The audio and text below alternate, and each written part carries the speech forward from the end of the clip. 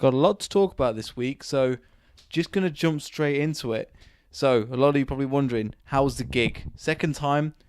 It's been, hopefully it would have been this time that I've got it right. Everything would have gone smoothly. No. Yeah, if only life worked that way.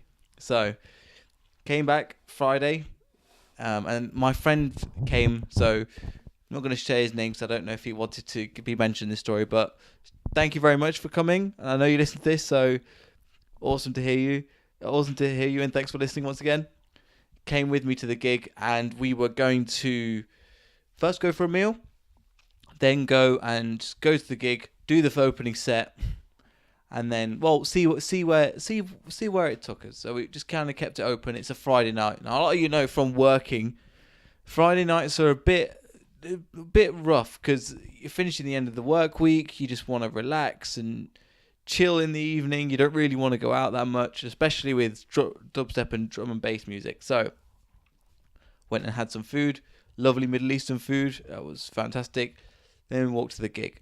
So we went to, first of all, we turn up at this venue, and bearing in mind I'm just dressed in my normal outfit, just dressed in normal clothes, not even headphones around the neck or anything. And I go to security guards, go, "Hey mate, I'm DJing here. I'm DJing." He goes, "Oh yeah, come through, mate." No ID, no nothing. No, let me get the event organised. No, nothing. Yeah, sure. All right, come through this way. Literally walking through the cloakroom, walking through upstairs, and just basically we got there half an hour early. Try and set up. Be ready to. My plan is I always try get there early. Be ready to do your gig for the timing that you're ready to go. Have 10 minutes to play around with all the settings and stuff like that, and then go at 10 o'clock when the doors open. Obviously, people are going to go straight to the downstairs room instead of the upstairs room, but be ready to go. So I thought, cool, let's go there. So I go upstairs, and all there is a bare metal frame and nothing else.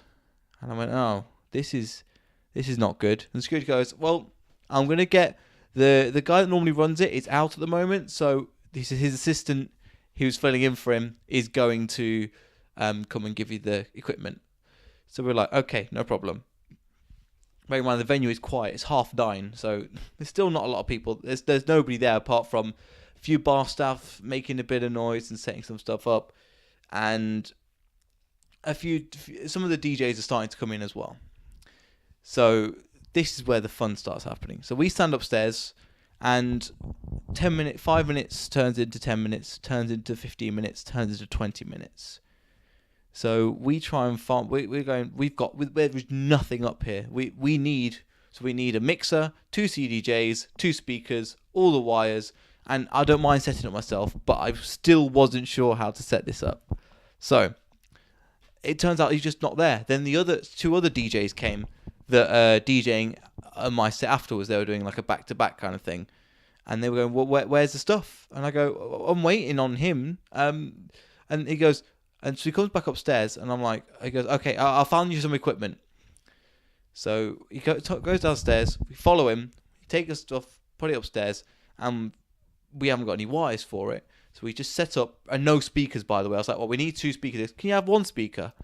And I went, no, we can't have 1 speaker. He goes, well, the other speaker is being used. So another context. So there's 2 buildings. There's one building with like a main event, and then we've got like the side building, which is kind of like a nightclub. So imagine you've got a big dance floor and all sorts of stuff. And there was currently like a Whitney Houston tribute band going on at the moment in the other building. So he goes, they're using it, you can't use it. Well, you can't just play music out of 1 speaker. That just sounds terrible. And I know a lot of you are probably thinking, oh, you should be able to DJ and whatever. Also, the sound's not balanced. There's a reason why companies don't sell you speakers, just one of them. Surely 1 sub, okay, but like actual speakers, they always come in pairs of 2. And you can't, because it's kind of like, have you ever had headphones that only work in 1 ear? It's one of the most awful things. And especially it just looks so professional, especially if you're paying money and the guy outside's got 1 speaker, you're like, no, this is not acceptable. Anyway, so we go downstairs, and to pick up the other stuff and pick up the other information. Pick up the speakers still haven't arrived, so we've just got the basic without the wires, basic computer without a charger. Imagine like that. So it's not use it. It looks good, but there's no function in it at all. So start to plug things in, and then we go downstairs. He goes, okay, we have. He goes, do you know where the wires are? Can we take the wires? So he brings up some wires, and they're not the right. You just go, yeah, sure, take some. So I went, okay, these aren't the wires that are supposed to connect at all. So we go, and he goes, all right, come with me.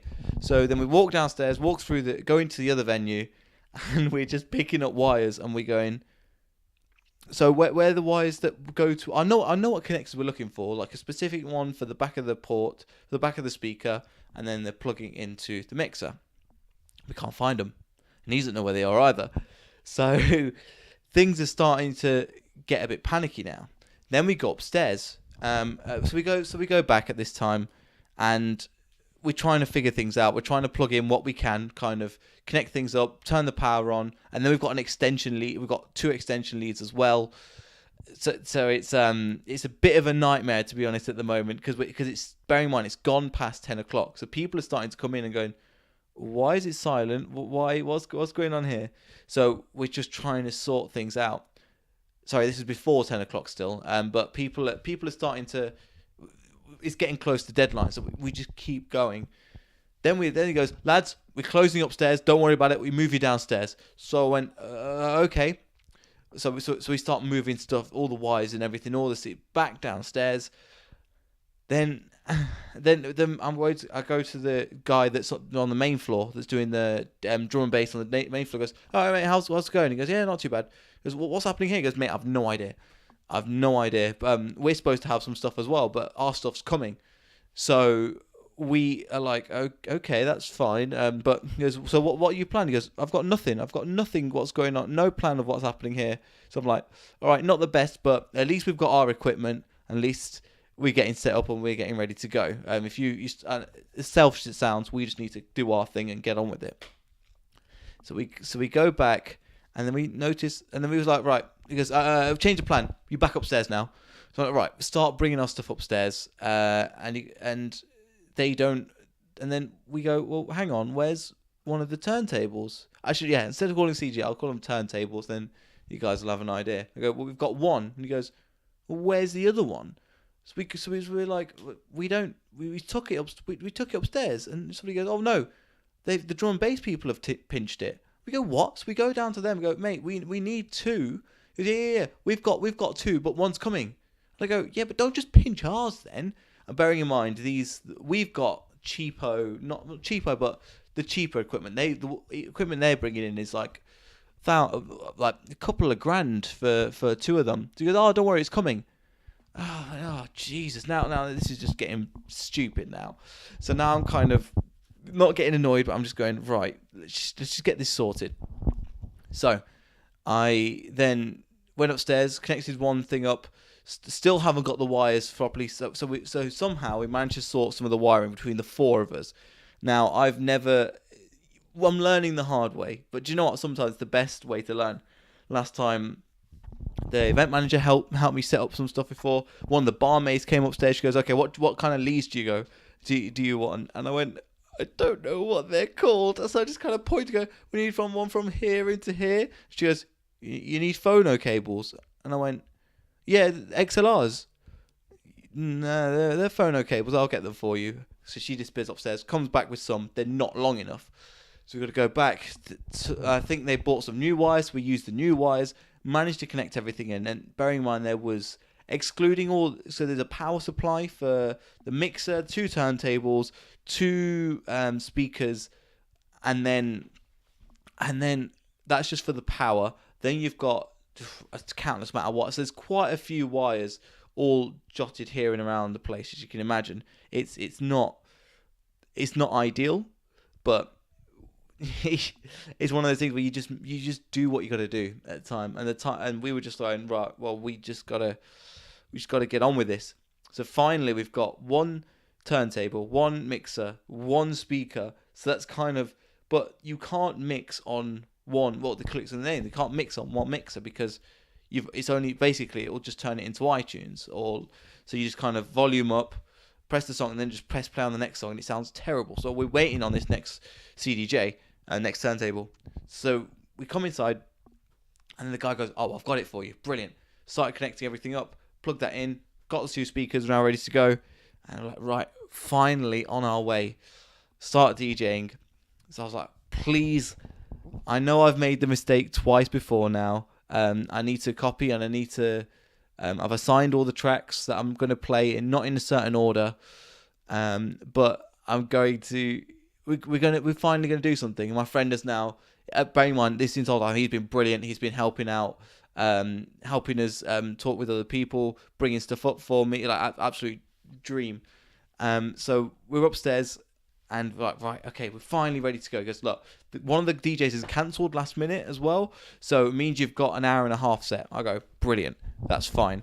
So at the time, I was like, right, I feeling my mojo, playing some tunes. He goes, everything's working, let's just go for it. So I was like, all right, a lot of stress at that time. Would just kind of go, right, let's just do something. That's fine. So we begin the mix.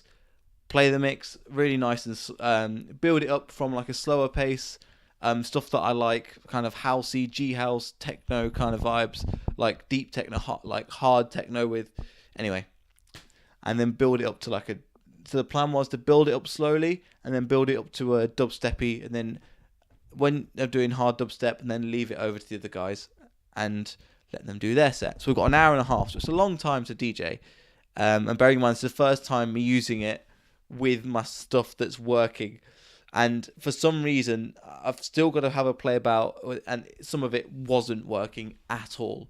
So I was super frustrated because I was like, I just want to push. At the end of the day, some songs they have I think I've said this before. Well, you've got songs that sometimes the beat doesn't start straight away, or they've got like a funny introduction or a vocal introduction which doesn't work for the matching the beats. So every time I'd fast forward, even if I'd put a cue point in the right place, it would just skip back to the beginning. And I'm still not sure. I'm still looking at why this is the case. Super annoying, but we'll get there. We'll get there with it. And bearing in mind, the CDJs we had at the time, the turntables we had, a big one. So we had an old one and a new one. And the new one, the guy came up and goes, lads, he was kind of standing over, he goes, this is 1,600 quid worth of equipment here. Just this one mixer alone can turntable. I keep mixer, turntable, CDJ, all the same thing. Because like just be careful of that. I was like, I understand. Because no drinks near it. Just kind of keep it clean. We've got one of your mixers. You've got one of mine. So I was like, that's fine. So bless him enough for letting us use one of his, but then he shouldn't have bloody stole ours in the first place if he wanted 2 proper ones. So, I get it from their perspective. They just want to get sorted, and they want to get something playing. And they go, oh, the gig's on the way. Anyway, so we start mixing. Gig's going well, and people are starting to come outside for a bit of a smoke. So we're kind of, so I'm teaching my friend how to mix as well and how to count the beats. Not make it not too much, but just kind of right, press play here, cue it up, press play, okay, fade it in, take the bass out, all these kind of little bits. I'm kind of trying to show him, but at the same time, you can't show him whilst you're doing a live set, if that makes sense. It's best to teach somebody when you're kind of in your spare time. But I think he really enjoyed himself. And afterwards we sat talking about music and the different the different songs that he knows, and he knows a lot of stuff from Rocket League, and they've got a collaboration with Monster Cat, so he knows a lot of songs there. So if he comes over next time, we're going to work together and put a set together that we both know and enjoy. So a lot of Tokyo Machine, who's one of my favorite bass artists, phenomenal, doing like 8-bit sounds and everything. I think that'll sound really good on a big speaker as well.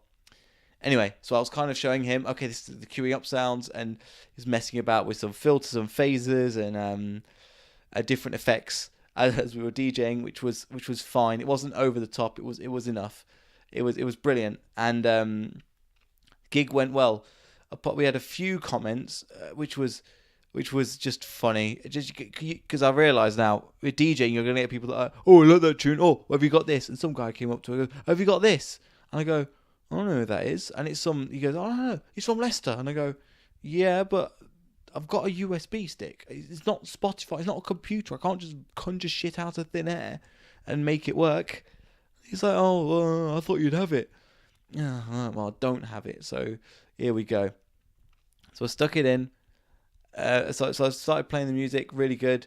There's a drop that I didn't think people. There's a song that I didn't think people enjoyed that much because people weren't reacting that much to it. And then as soon as I went to go, I was like, okay, if people aren't reacting and people aren't doing it, then I'll just change it to a different song, a different genre, something. We'll change it up and we'll mix it in nicely to get a lovely smooth mix through. So I took this song out, and it was at the end of the song anyway. And this woman comes up to us and goes, "Oh, what are you putting this song in for? What are you putting that? Oh, that song's really good. Replay it." I went, "No, if you want to be a DJ, you can be a bloody DJ." Well, in my head, I said, "That's like, yeah. Well, that song's finished now." You kind of have to dismiss them at a certain point. So I played this new song, and I was like, "Okay, I'm feeling good about this next song as well." I think it was "Culture" by Must Die, and so fading it in, and she's like, "No, song's crap." And then he goes, "Oh, I don't like this song. Can you change it?" As soon as the drop comes in, she's like, "Yeah, it was like," and then she came back later when the second part of the drop came in. She's like, "Oh, mate, this is sick." And I'm like, "You're so drunk, you don't even realise this is the same song." I was like, one advantage of being sober. But yeah, we got a couple of drink tokens and stuff, so hand them over to my friend because I was like, I'm not going to DJ. I don't really drink, to be honest, anyway. And I was like, nah, you want to make a good impression, even if it's your second time. But apart from that, it was a pretty intense drum and bass night as well. We tried going there for a bit, but I wasn't feeling. We were both just so tired. Bearing in mind, my friend drove up from Milton Keynes at the time, so we were all a bit tired. And by midnight, I think we'd call it quits. Maybe that's the signs of getting old. But it was, yeah. Other than that, it went pretty smoothly. There's definitely things that I want to improve. Everybody is their own worst critic, and in my opinion, I didn't do too well on it. So I'll definitely improve for next time. One thing I wanted to talk about that really affected me. I know I've mentioned this before on the podcast, but Keith. Why have I called him Kevin? Keith Flint, one of the lead singers of the Prodigy, has passed away. And I know if you guys listened from the beginning, I've been when I saw the Prodigy, it was one of the best concerts I've ever saw. It genuinely was. It was brilliant to see them live. I can't tell you how that experience. I remember at one point where I was sitting up. I was in the middle of two mosh pits at the time. And I'm sitting there looking up at the ceiling, and I just go, "This is it. This is just pure Elysium, covered in sweat. There's kind of that layer of sweat that's all over your skin. I was dripping down my neck, like it was everywhere, and my coat down around my waist. And I went on my own as well. And it was at the, I think it was. It's not the NEC. It's the NIA. It's the NIA in Birmingham. So I got to the gig, and it was expensive. It was like £40 a ticket, so it was expensive. But I wanted to see them so badly. And I was going to book them the other time, but they were sold out. So I was like, all right, second time. And bearing in mind, these guys are getting on for 50.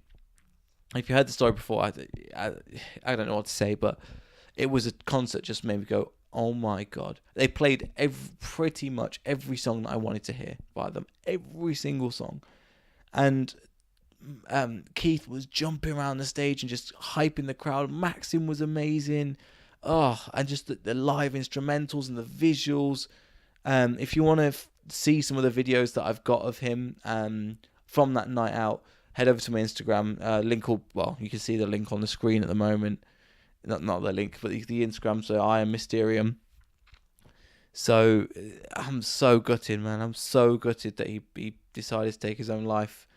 And we don't know what's happened in his life, but it's a good time to raise awareness about mental illness. It's kind of not a cliche at the moment, but it shows it's still a huge issue. Huge issue that we've got to kind of, once they battle through, we've got to address the society, because For me, it was a huge. There's a few artists that really impacted me when they passed. He was one of them. Robin Williams was another one that I was like, no, they passed, and somebody had a big effect on my life.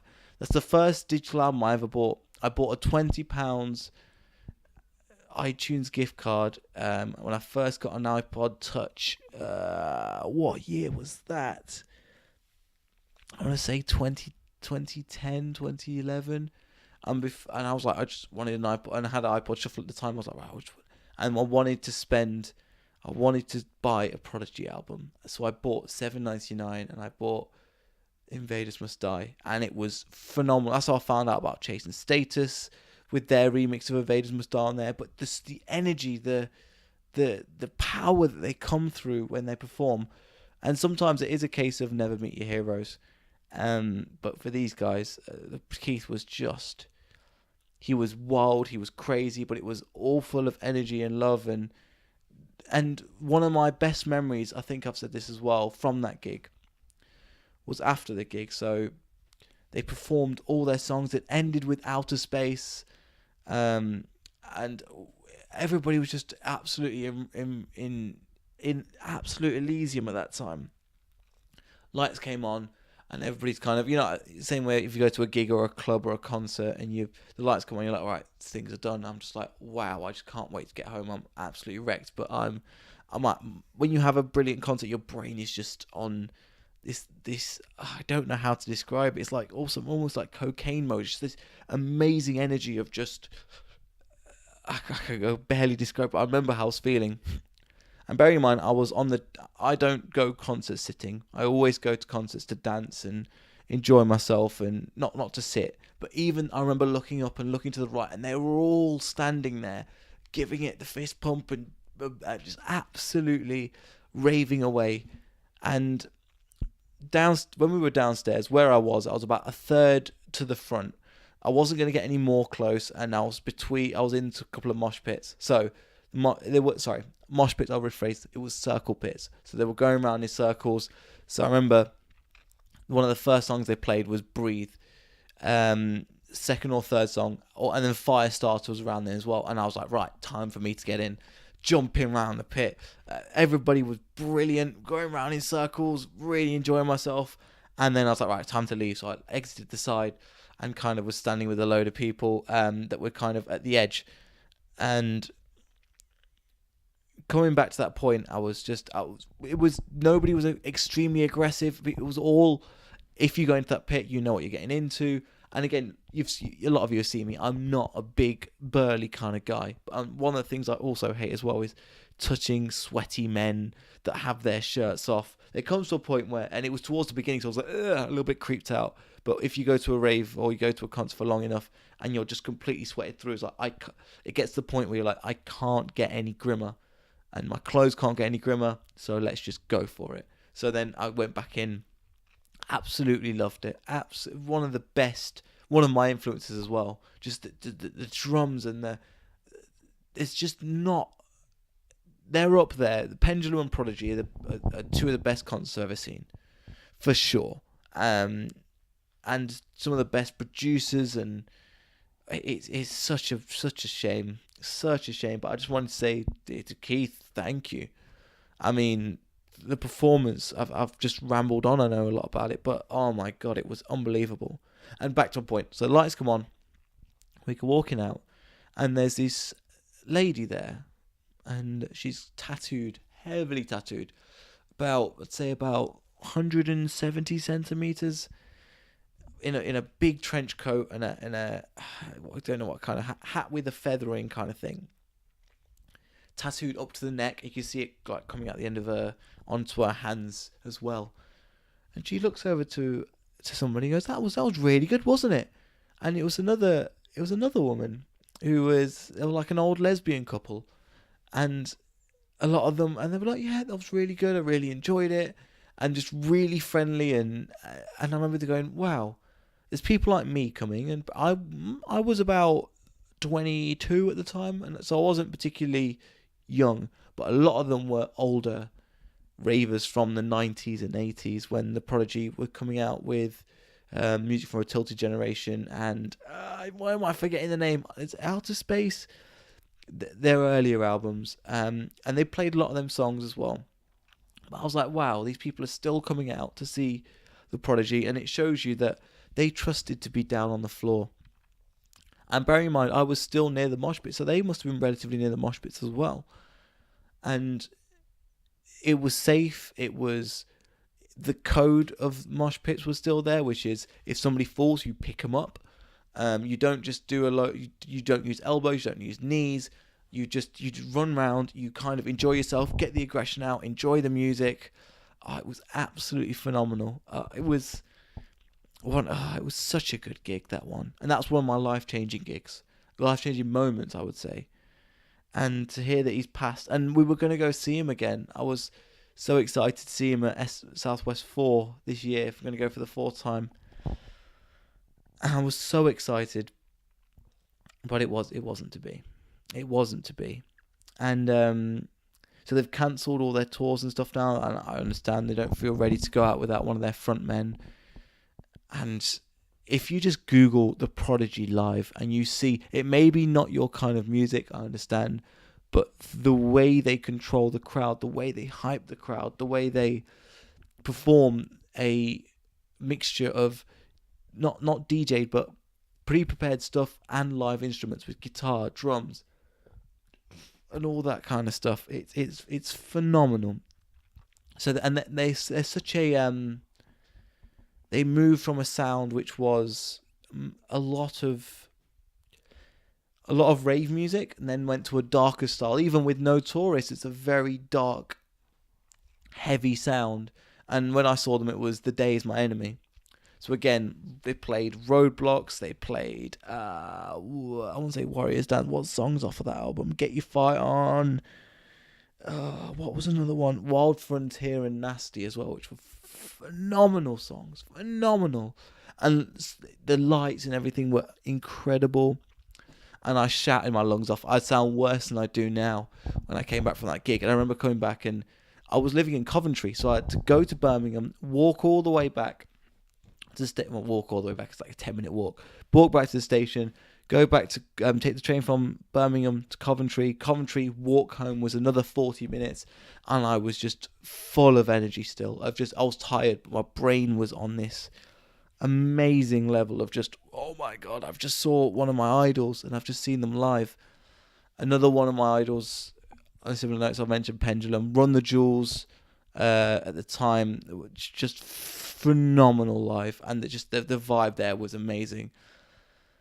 But yeah, back to Keith. It's a shame. But it shows you. Look at Avicii. Avicii was 26 years old. Not many, and there's been. I follow a lot of people from all different genres, and they were all affected by it. So I listened to the Leicester City podcast, and Tom Meehan from Kasabian frontman was on there, and talking about that. I've seen people flying like Andy C, as you can imagine, Prototypes, Hybrid Theory, Hybrid Minds, and all sorts of people that have young and small, old and new, from legendary to new school, to the people that are new that have gone, we've been influenced, and I'm one of them, and I'm not even in the music industry yet. And it was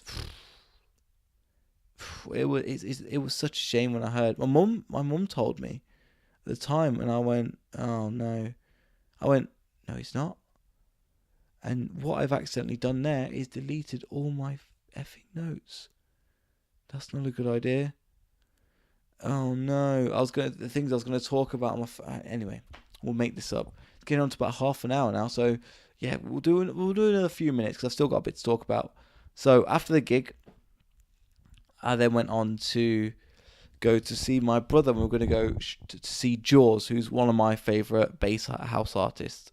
I wanted to see him for a while. So SW4, I saw Netsky, I saw Slushy, and I saw Jauz do it back to back, which was like one of the 2 times I've ever done it in the world. I think they were doing it Reading, Leeds, and then they were doing it SW4 as well, which I was like, wow, this I was so excited when they announced that. just ready to go. And wow, it was a hell of a gig. It was a real hell of a gig. So this gig I went sober again, as I've been to for. When's the last time I had a drink at a gig? I can't remember. I want to say it is 2016 actually, and it was it 2016? Yes, it was. It was Dr. P and Funkcase. That's when I remember. And my friend was drinking. One of my work colleagues was drinking, and he likes to drink. So I bought a drink, and he bought a drink, and then he bought a drink for other people. But I was like, I'm staying for this Dr. P. That's another gig anyway.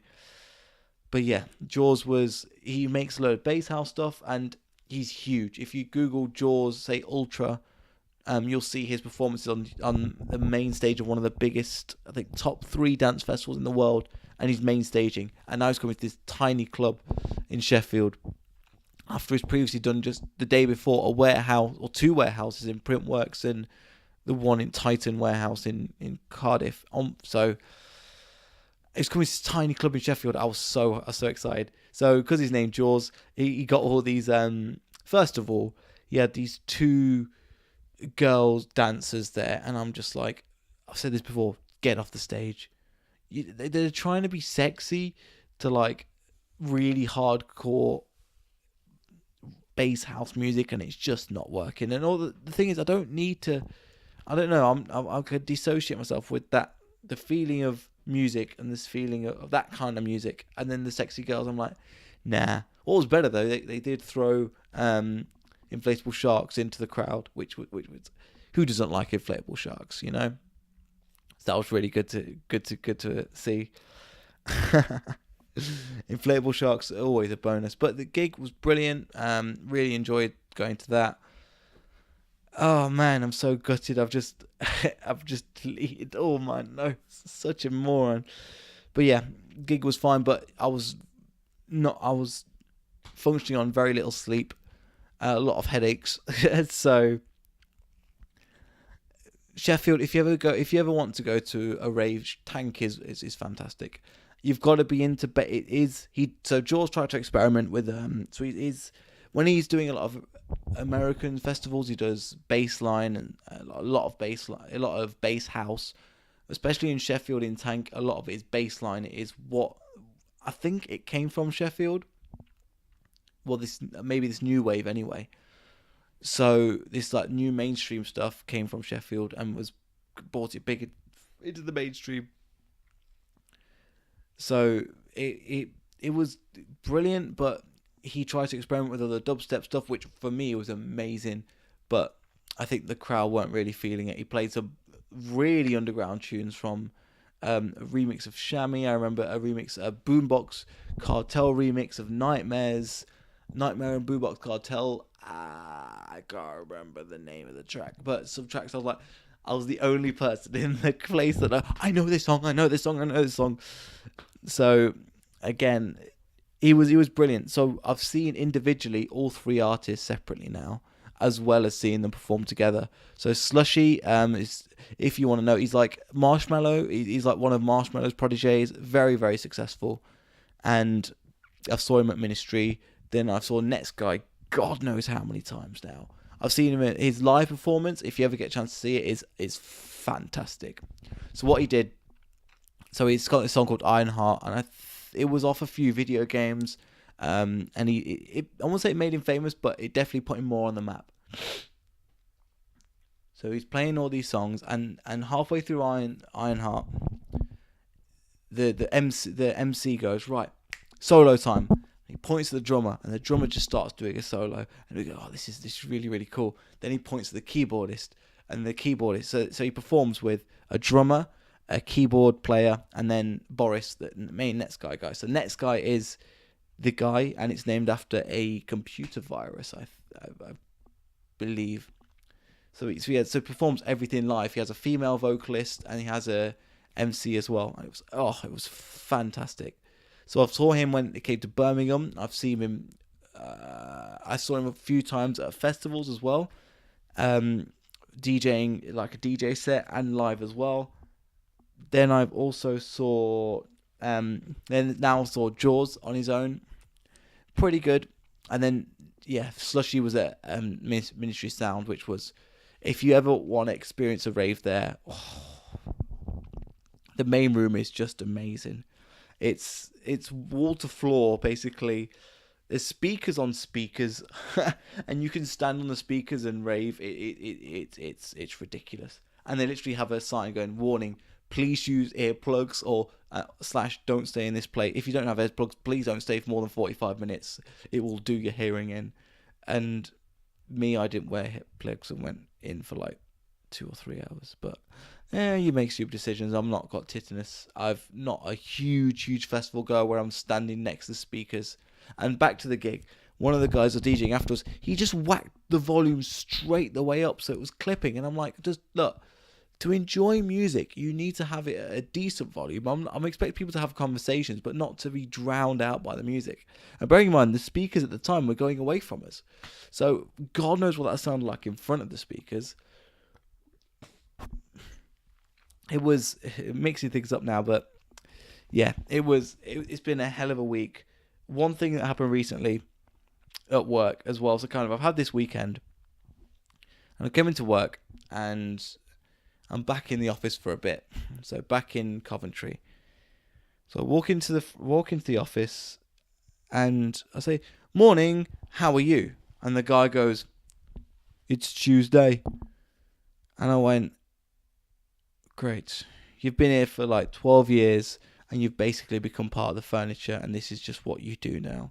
You complain, and you bring my mood." It sounds like to bring my mood. I was like, you could have said not anything, but not even just not bad, mate. How are you? Would have done. It's Tuesday. And I went, great. I went, just, are you living for the week? There's everything. Gary V has a brilliant thing where he's like, don't live for the weekend. It's enjoy in celebrate each day kind of thing, and make the most of each day, which was one of the reasons why I do these podcasts as well, to try and make the most and kind of remember stories, remember moments like this last week where one of my idols died, where a gig went wrong. Well, a gig went right and wrong, but do you know what? Sometimes that's the only way you learn, when going through the hard things. So I learn now exactly how to wire not exactly, but I'm mostly sure what wires go to what and what I need for wiring up the gig. I can feel my voice going as well, which is not the best, but it annoys me when people just have a bad demeanor, and I because I come from the mentality of, well, why not?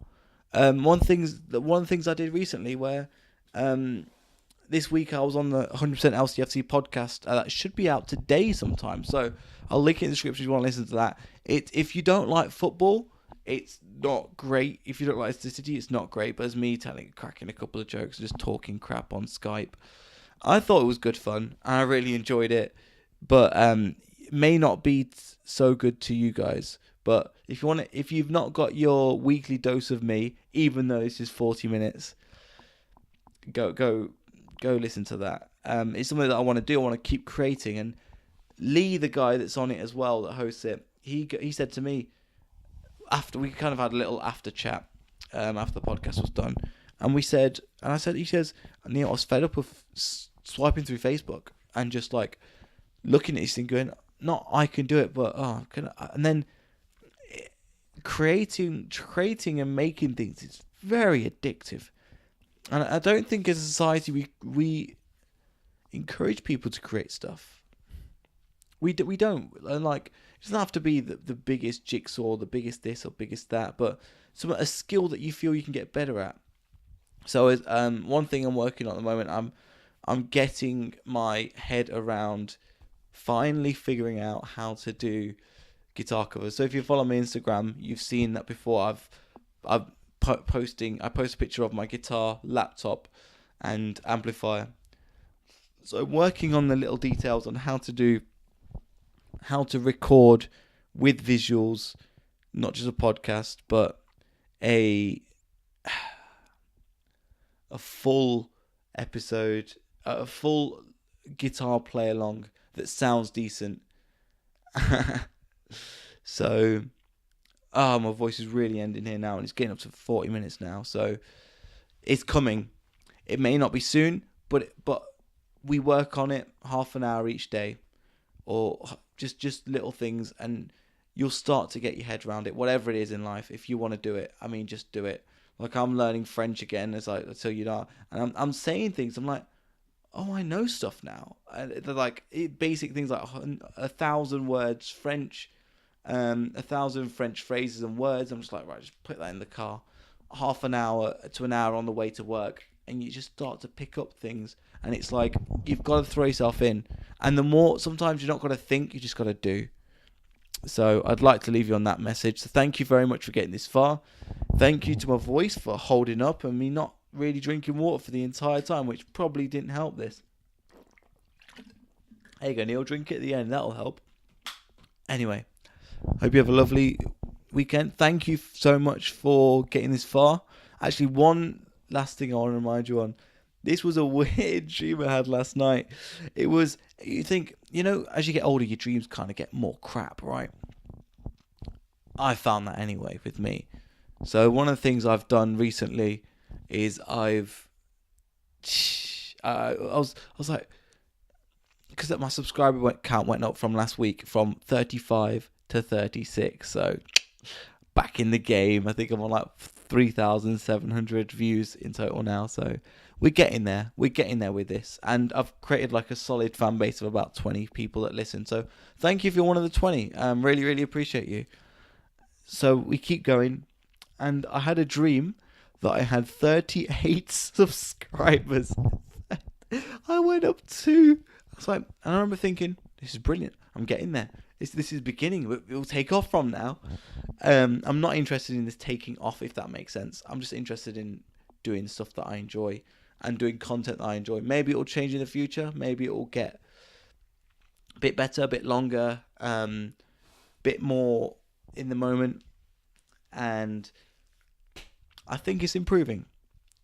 But yeah, who has a dream that they had 38 subscribers? This is your dream. You could do millions, hundreds of thousands. No, I went up by two. It's at least I'm grounded. At least it's saying you get 2 in a week, and I'm like, get in. This is the beginning of something special. I remember feeling so happy about that as well. It's kind of sad, to be honest, but it is what it is. Anyway, I'll leave it here. Thank you so much for making this far. And if you do, I really, really appreciate you. Because it's what I enjoy doing. And yeah, sorry, brain's going blank at the moment.